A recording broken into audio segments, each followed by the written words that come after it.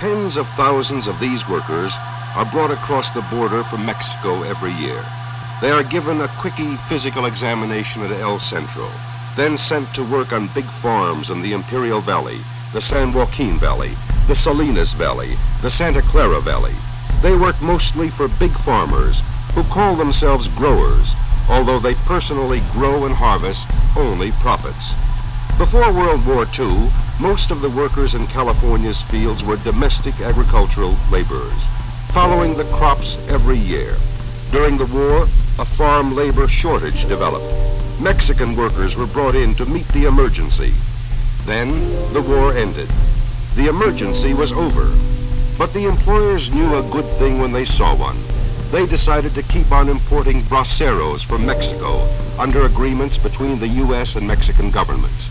Now they prefer Mexican nationals to domestic labor, not because of some sentimental attachment for Mexican food or Mexican culture or Mexican music, nor because of any real shortage of domestic American labor.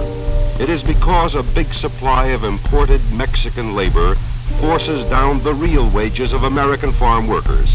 It is because an endless supply of destitute contract labor means more profits for the owners of California's rich soil and guarantees them against organization of these workers into unions.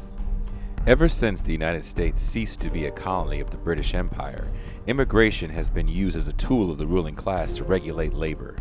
While xenophobic fears may ignite passionate debate, capitalism is the driving factor in the bipartisan draconian immigration legislation we see to this day. We'll discuss capitalism's role in the United States southern border policy and more. This is Revolution. I'm very pleased that you could all be here today.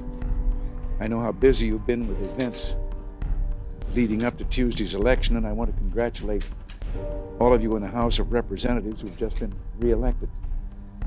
This bill, the Immigration Reform and Control Act of 1986 that I'll sign in a few minutes, is the most comprehensive reform of our immigration laws since 1952.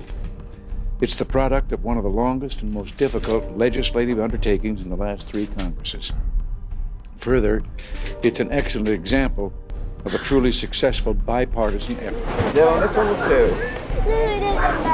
¿Y tú? Guatemala. No llores. Vas a llegar con... Mira, ella te va a explicar y te va a ayudar. ¿Cierto, Consul? Te va a pasar con su consulado hoy. Papá.